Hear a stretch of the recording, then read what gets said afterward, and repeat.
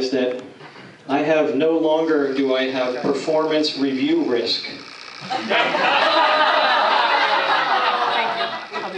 I don't have to worry about what I say to my boss anymore.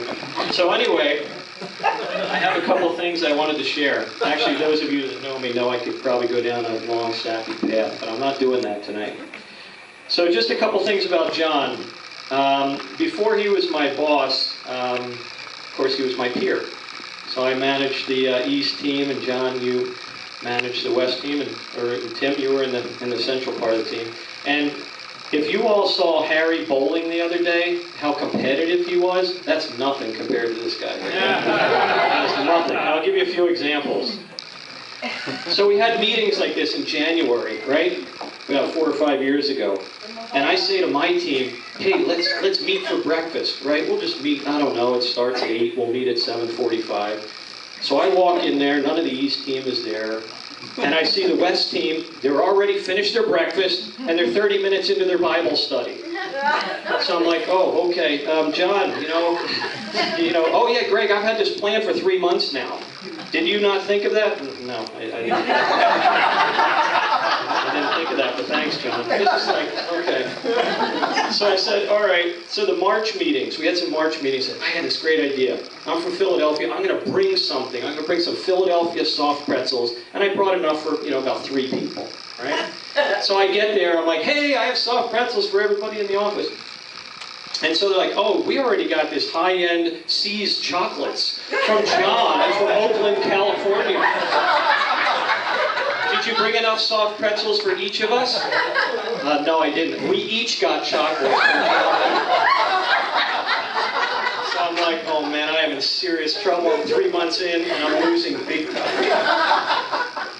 So we get to the summer meetings. I'm like, I am going to top this guy. I am so going to, put one over the top. So I said, for an East team meeting, and a lot of you were at this meeting, I said, I'm going to host this thing at Oscar Hammerstein's mansion, where he and Richard Rodgers wrote all of the Broadway musicals. I'm going to host it there.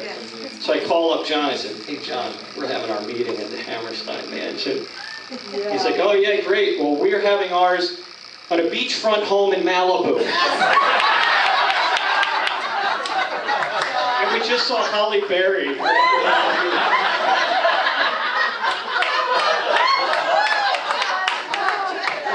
I am like 0 for 3, right? But, I'm determined to try to win, right? Because Vicky, I like to win too. And I'm losing big time here. Okay, so we get to the fall time, right? And I say, all right, I'm going to get up early. So I get up at 6:30. I have some scrambled eggs. I go through some email, and it's about 8 o'clock, and I'm just starting to get to work. So I figured I'm calling that guy at 9 o'clock Eastern Standard Time, 6 o'clock his time, and I'm going to tell him all that I've done, right? So I call him up, and he answers right away. Hello, hi, it's John. I'm still groggy at 9 o'clock. Hello, it's John. Hey, John, it's Greg. I just wanted to check in, see what you're up to. Oh, so glad you called. And this is kind of what he said. Okay, what have you been up to, John? Oh, yeah, I've been up. I've walked the dogs. I've had quiet time with the Bible. I'm just sifting through emails, and I just finished making myself a Vitamix energy drink. I'm like, oh, man, so I'm 0 for 4. I'm 0 for 4. So I'm just starting to think I'm never going to be able to top this guy, ever. All right, so then we get to the awards dinner, just like we had last night, right? And most of you will remember this, right? So I talk first, and I say, thank you all so much. I'm Greg with the East team, and I introduced each person to the East team. And then John gets up there. John's like, I just want to say thank you to my team. And we're not the West team. We're the Balami team. We have a special African name for our West group. Like we're the East team. And the East has a special Philadelphia name. So I am really, really struggling. Of course, the West team made the goal that year. Yes. Remember East team? Yeah. We had to sit through that night. We had to sit through that night. John was loaded with all those Balami team members. Oh man.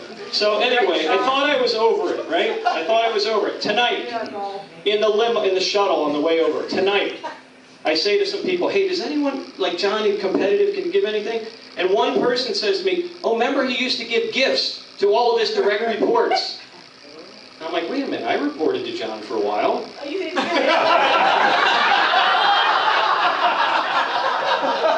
Wait a minute, didn't you tell me that? Yeah, John gave us really nice gifts to his direct reports. And I'm like, wait a minute, okay. So anyway, but the serious, and the last part of what I wanted to say is that I will never forget, it was a fall night, and it was about 9:30, I was in Hilltown, Pennsylvania. My daughter, youngest daughter, was taking piano lessons, and I was waiting in the car, and it was a very cold night, it was about 9:30, and my cell phone rings.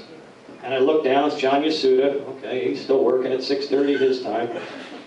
And it's 9:30, and you'll probably remember this. And you said, Greg, there's going to be a position that's going to become available for the Senior Vice President of Resource Development. And I'm really thinking about putting my name in for that position. However, I wanted to check with you, because if you were going to put your name in for that, I wanted you to be able to be recognized and to do that. And I will never, ever forget that gesture. I think that just shows your professionalism, your humility, your genuine love for your teammates and this mission. And I just want to say, you are a competitive guy, but we love you dearly and deeply, everyone in this room. And thank you, John.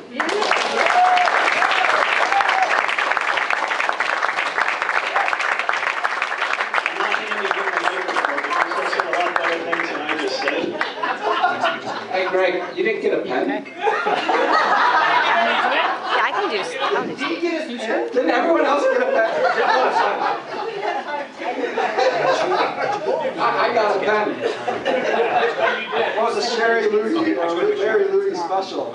And this is my gift to you, John, over the Christmas. And it's been haunting me every day on my desk. In fact, the day that I brought it in was, the day that I learned that, I'll be missing you. So, and I think that's sort of the theme of my talk. And I really missed you after the Christmas break, not being able to sort of reconnect for the year, because I was really looking forward to that, the special time that we had last year. Just planning for the year. That was one of the highlights of my year last year. And I know I'm going to miss President's Day too, because it reminds me that you took the courage, you took the reins for the whole organization when it's not an easy time in this organization right now. And I really admired the way you took the reins. I'm going to miss St. Patrick's Day, mainly because I feel like I was lucky to have a boss like you. And I hope I can emulate, your leadership and how you treated me as someone, and then I can treat others on the team. To look what's the next day. I actually have a funny one coming here.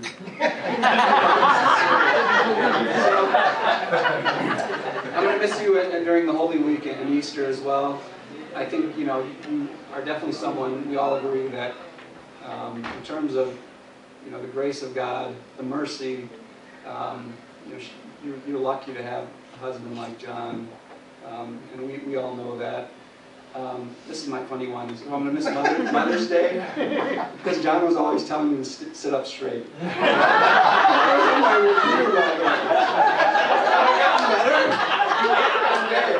I've really been working on that.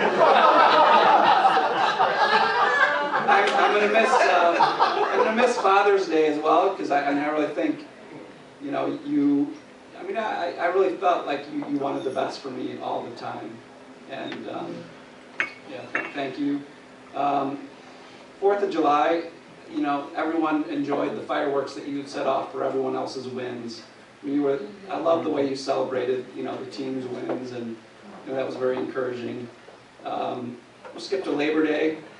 I don't think there's a person in this organization that worked harder than he did every day, 7 days a week.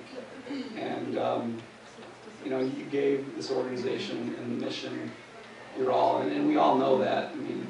I know there's a lot of hard workers here, but I'll put you up against you any day. And thank you. So going into Thanksgiving, I'm grateful that you believed in me and my team, and you were really an anchor in this kind of storm that we've been in, and so thank you. Now back to Christmas again, and this is really kind of the cool part. Jesus came to earth to spread joy, compassion, love, forgiveness, justice, peace, and hope. And John, I think you really embody these, Christ, these traits of Christ. And I'm going to miss Christmas with you, but here's my belated Christmas gift.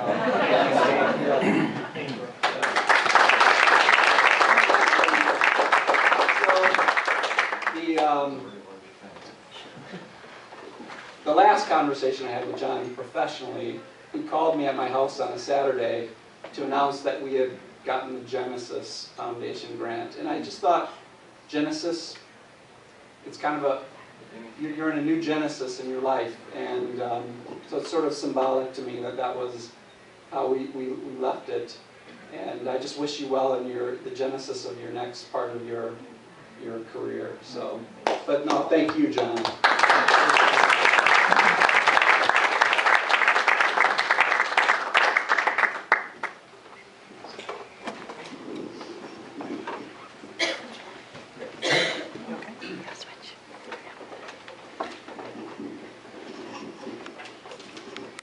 It's great to see everybody tonight to celebrate a wonderful couple and just showing and hearing of the love that's in this room for the Yasudas. I'm just glad to be a part of it. As I was thinking about what to say tonight, I just kept coming up with characteristics of you, John. And I thought I'd write them down because otherwise I'd probably forget. But some of the things that come to my mind that I'm sure are in the minds of everyone in this room. As I think of you, I think of someone who is godly, kind, caring, patient, selfless, genuine, giving, generous, encouraging, sharing, thoughtful, astute, decisive, wise, discerning, and a servant leader. You embody so many things. You've been a great friend, you've been a wonderful colleague, and a great brother in Christ, and I know we'll always be friends. I've learned so much about treating others as I've watched how you've treated others, and I thank you for that. I've learned many a good thing about being a good husband as I've seen how you've treated Sylvia, and I appreciate that too. So, thank you. God bless you. And I know there are great and bright days ahead of the two of you in the next chapter of your life. So thank you, John. Appreciate it.